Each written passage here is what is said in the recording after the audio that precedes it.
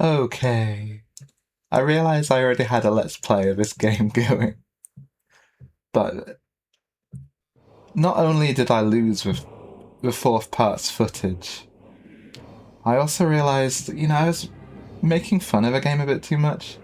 This is one of my favourite games, and I don't want to make it look ridiculous. I want to indulge in it. I want to be part of the game. So we'll have less silly jokes about individual lines of dialogue. We're gonna skip through all this and get back to where we were. It'll take probably 10 minutes.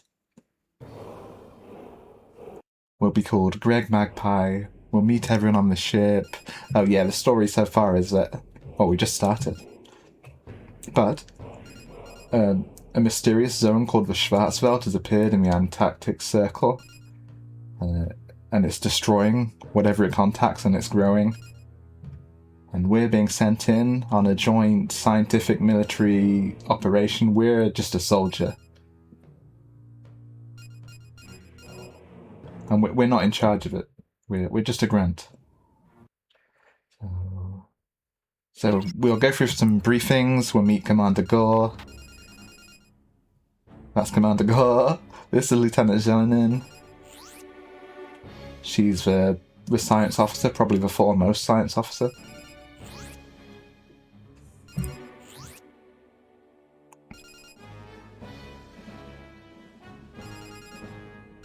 She's given us a few specs. That's Arthur. He's an artificial intelligence. Basically a strategy computer for working out what to do next.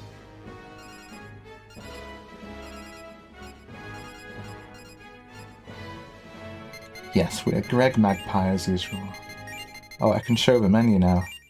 This is technology we have since last time. Aha! Picture in picture.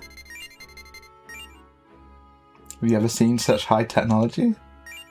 So that's us, Greg Magpie. And honestly, we're too nervous to take in any of the conversations we're going through right now. We're like, yes, sir, yes, sir.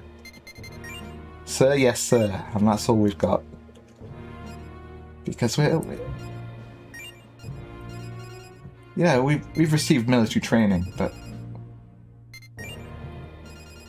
that only goes so far, and this is a very strange operation. All we can do, really, is defer to the officers.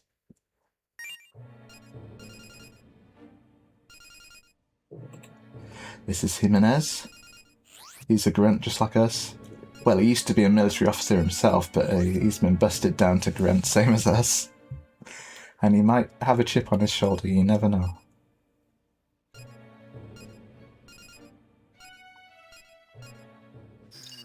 Here comes the personality quiz. You answer some questions, and it works out how to support you, because what we're wearing is it's not just fatigues, it's a sort of a powered suit. Well, it's not quite a powered suit, but it's an intelligence suit. And when we initialize it, it works out how best to support us. And it insists, I should have demonstrated that if you choose no on that question, it asks you again. It only wants confident soldiers on this mission.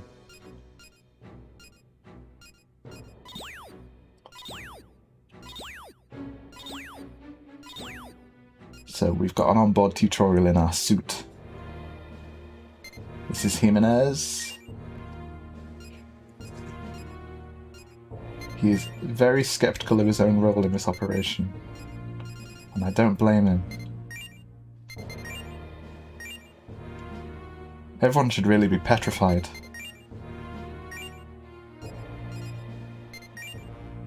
Extraterrestrial life inside the atmosphere of Earth? I don't know. I'm only a soldier. I've got no idea what's going on. All I've got is gun and sir, yes sir, and stand at attention.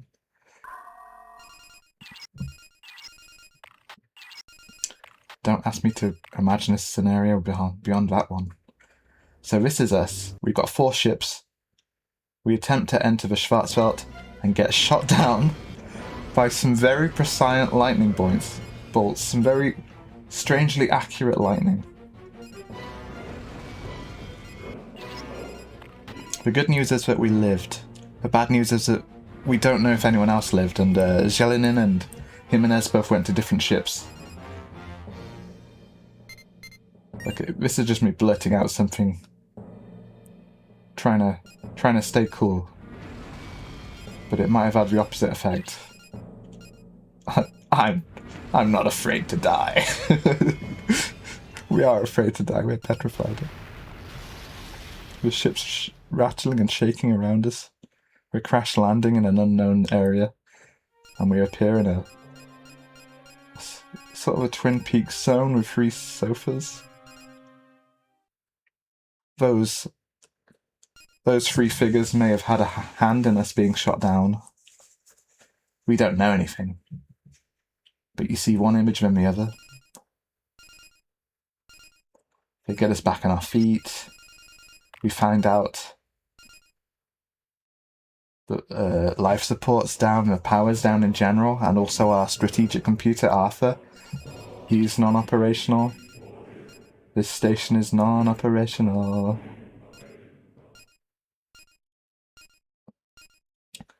And the main hatch is now opening, despite no one wanting that. People are being cut down where they stand.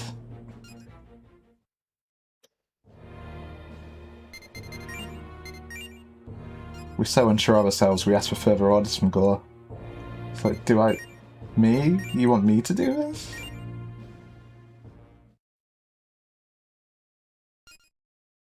Strong winds are blowing in us. It's reassuring in a way. Although, in other ways, not quite as reassuring. Considering you see, yeah, people get cut down by an unknown force. And we're next.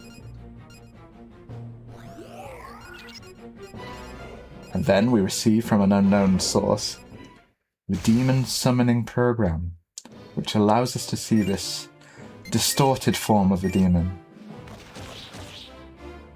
Not knowing what to do besides shoot, we shoot.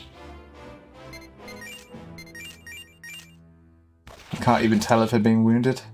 Although the suit does tell us we got a critical hit, so we are sort of... The support is immediate from the suit. Without this, we'd truly be going mad right now. Wonderful. So we really make the first positive action in the mission.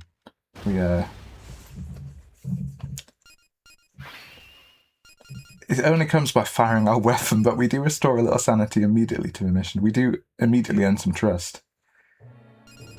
Not that it should settle us down at all, considering we're being attacked by invisible creatures.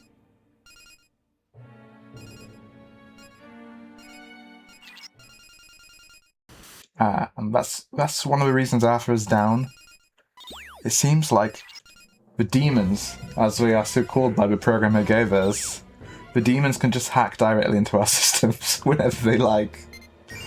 Lucky for us.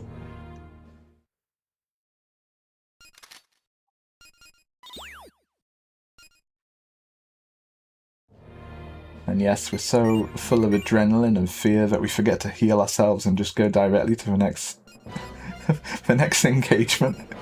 That's smart of us. That's good thinking.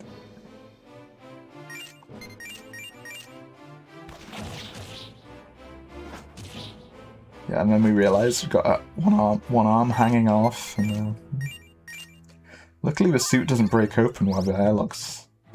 Yeah.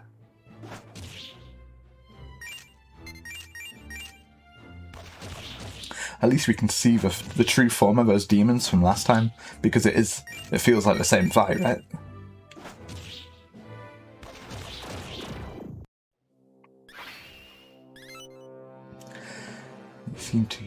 We seem to derive something from fighting those demons. That's a little confidence, I would say. We also get a compliment from our commander, which right now would... I think that would settle us down a little.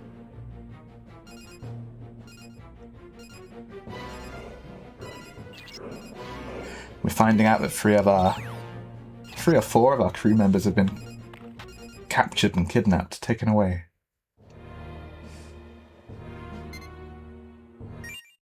So we're actually right back where we got to in those first 3 episodes of a Let's Play. About 9 minutes of holding down the skip button and we're back. It is a really good premise. No, we didn't know. We're pumped from getting a compliment of shooting some demons. We didn't do anything we were told to do. No, sir. That's right, we need to get more medicine, that's what it is. That's all it is.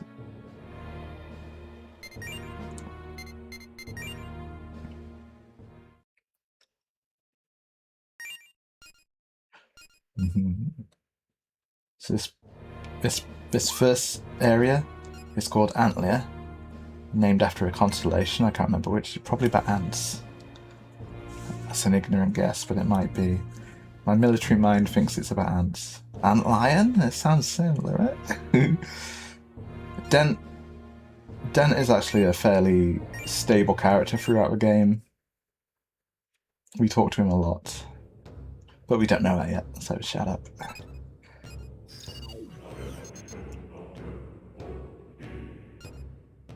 We're in Antarctica, yes.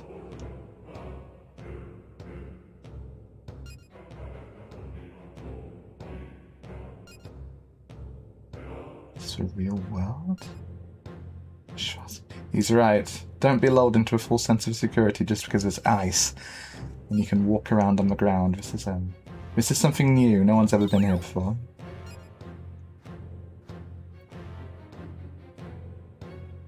That reads like a threat, but he's being helpful.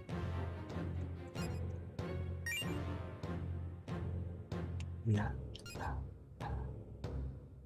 So he's making sure we know about our document system inside our suit. We must have some sort of readout.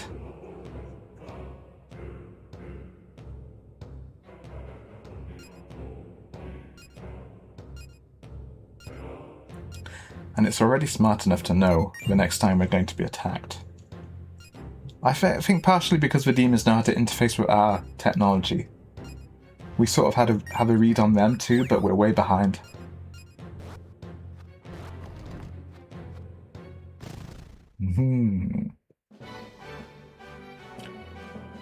Garbled message? Further garbled messaging? You see, it's another example of the demons understanding our technology implicitly. One of the things I love about SMT, Megami Tensei in general, is the idea that demons see the real world, the imagination, hell, and the internet all as livable atmospheres. They read URLs as if they were mantras. I think that's wonderful. And Pixie takes 2 looks at us and knows we're green as hell. We know we're dead if we take another step away without her help. And she's kind enough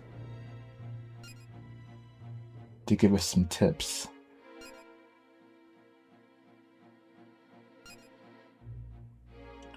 We're still too shaken up to be polite or to read the room whatsoever.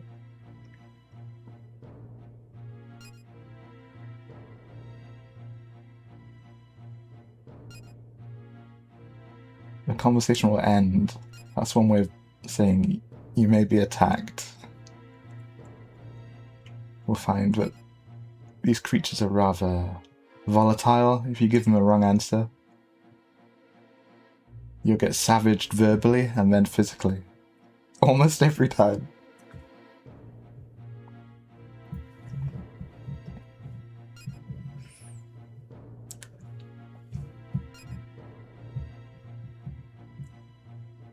There's a cat watching me.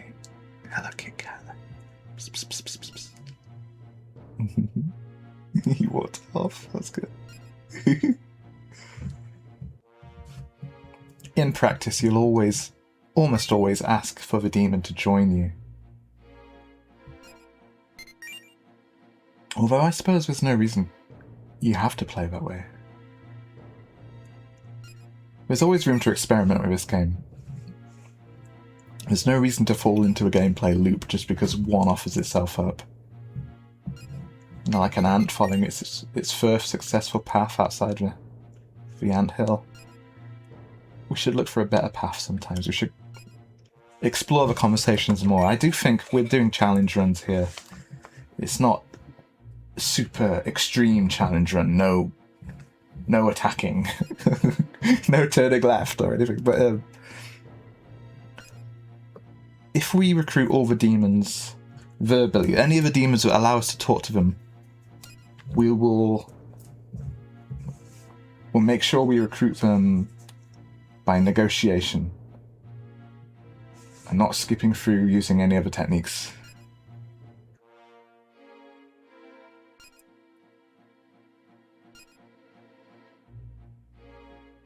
You know, I think the fact that we see the pixie first, and she's so friendly and so magical, I think that would immediately flip a switch in our head. And we'd just be like, demons are wonderful. You know, we do see those slimes. But like this is the sort of experience that would replace that first shock. It's intentionally pacifying, almost. This is the face of the demon we'll choose to take away, and not the horrific slimes on the ship. We'll almost definitely feel some sort of affection for them.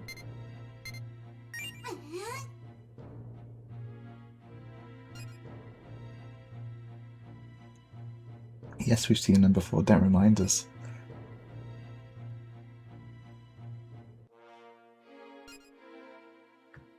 The suit must have some sort of Babel fish, and it's just not ready for demonic life yet.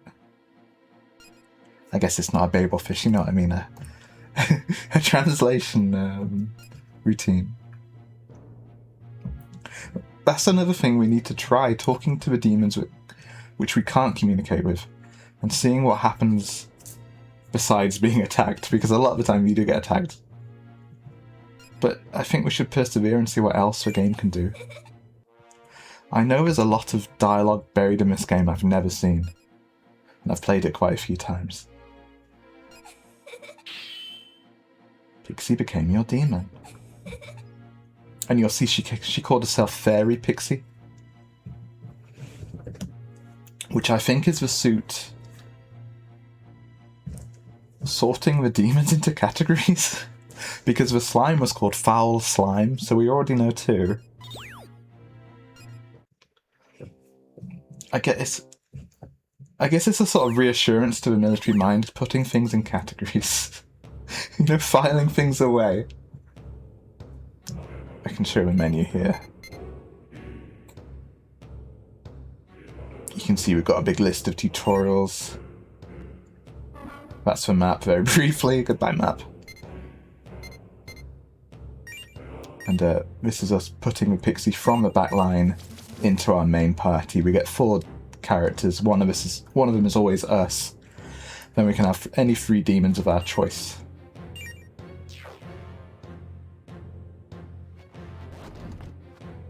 So I suppose we'll go back to the ship and save. So from here, it's very exciting to take the pixie out, see what she can do. Explore the Schwarzwald, maybe bring back some research materials, or go face to face with a few more demons. Register them, see what they actually look like, and tell the crew. It's a very nice setup. And I suppose I'll show you what else I've been doing. Since we just saw Pixie, let's see Pixie further. Been writing a little music, sort of inspired by the game.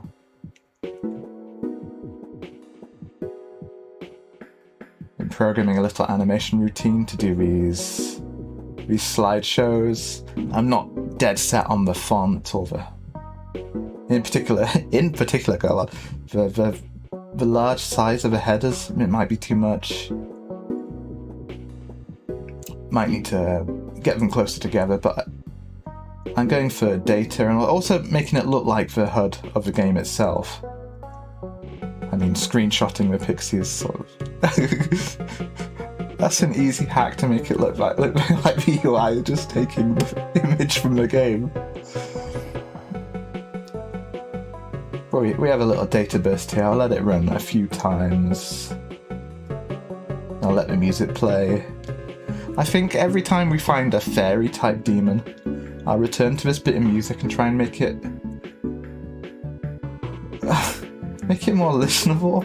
I've been listening to my stuff on headphones, and a lot of the elements seem so distant, and a lot of the compositional ideas I thought were cool don't really come across because I only use them one time, and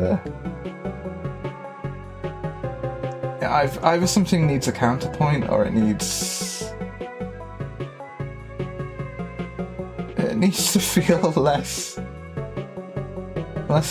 scatterbrained to try and bring the theme forward. I know I've got very repetitive tendencies when it comes to melodies and chord changes and things. I try to use every chord, but that just means I go to them the same way every time. I mean, it's not the circle of fifths, but it's the circle of something else. The seventh circle of hell. So we're refining the fairy tune, and then the next time we find a demon, we can add to our party. Refine that. It might be a Juré, it might be a Flight, or Brute, something like that. So every time we find a new family of demons, I write a new song, and we'll work on the song every time we return to it. That's the plan. It might make this hard to continue. Like, it might make it take a while between episodes if I'm always making music. But I want to always be making music. I want to be an artist, you know?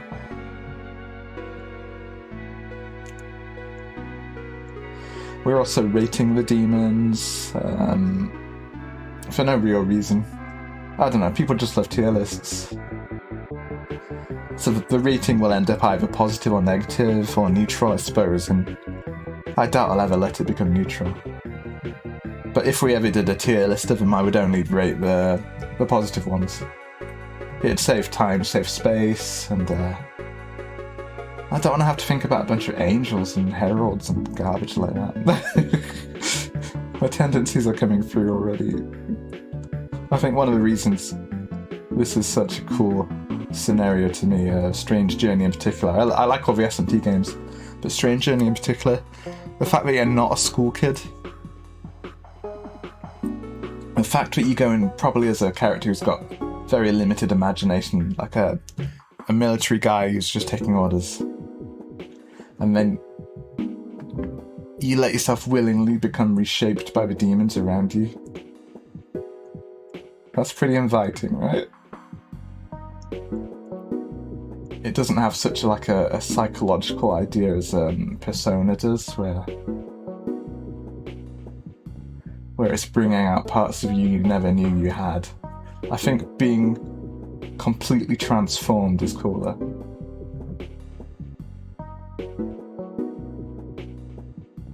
Okay, I'll let this play for a few minutes longer and then we'll fade out and stop the recording. I hope you enjoyed this first part.